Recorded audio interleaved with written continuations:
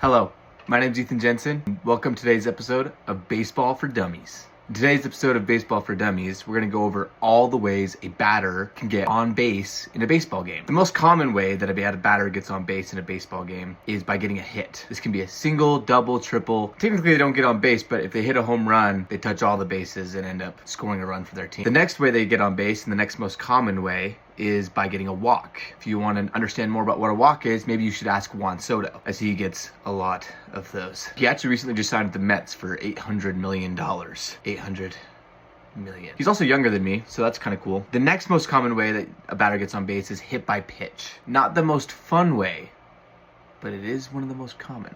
The less common ways that you can get on base, but still important, is one, technically an intentional walk is different than a regular walk. If you want to know more about intentional walks, you should ask Barry Bonds, as he would have had a higher on-base percentage than any other person in the major leagues without even swinging a bat. We'll do a breakdown of that later.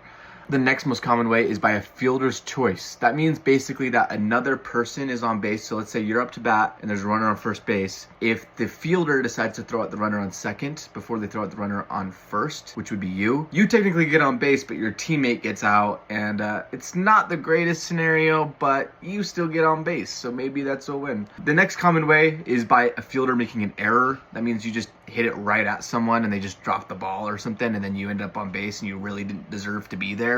But, kudos to you. My least favorite way that you can get on base is by called the drop third strike, which honestly should be done away in baseball. But it's basically if a pitcher strikes you out, but the ball hits the dirt, whether he threw it in the dirt and you swung for some reason, or the catcher dropped it, you can actually get on to first base by just running there and trying to beat the catcher's throw to first base. So if the ball goes past the catcher, but you swung and missed and it's a third strike, then you get to go to first base. The last way that you can get on base, and it's one of the least common, is called a catcher's interference. That just means that the catcher who's behind you, he reached his glove out too far and you hit his glove rather than the ball.